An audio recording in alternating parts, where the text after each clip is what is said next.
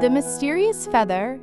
In a small, quiet village surrounded by thick forests and high hills, lived a curious boy named Leo. He was 10 years old, full of imagination, and loved exploring nature. Every morning, after helping his grandmother in the garden, Leo would wander into the forest with a small backpack, a notebook, and his trusty flashlight. One misty morning, while walking near a narrow stream, Leo saw something strange.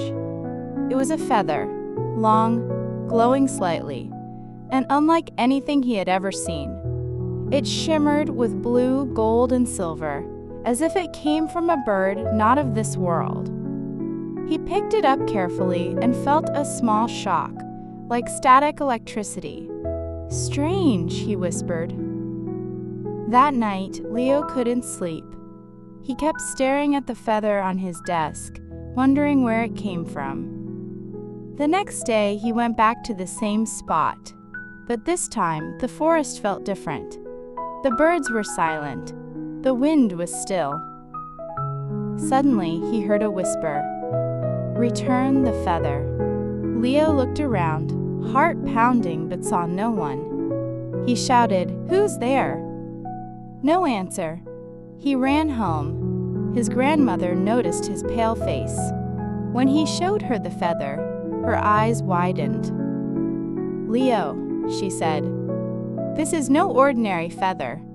Long ago, the villagers spoke of a mystical bird, the Sky Guardian, who protected the forest. Its feathers held powerful magic.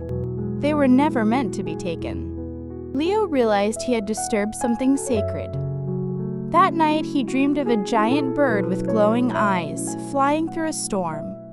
It looked at him and said, "The forest is in danger."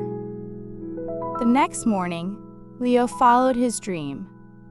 He walked deep into the forest, further than ever before, until he reached an ancient tree. He placed the feather at its roots and whispered, "I'm sorry." A warm breeze blew. The trees swayed. Birds began singing again. The forest felt alive. From that day on, Leo became known as the boy who listened. He still visited the forest, but never took anything again.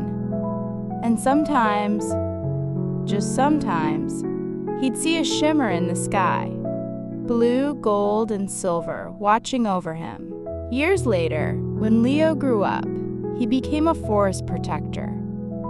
He built a small nature school for children and told them the story of the Sky Guardian.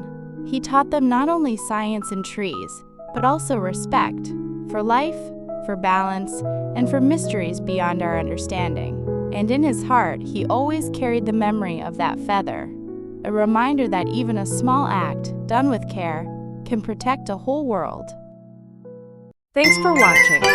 Subscribe for more stories and animations.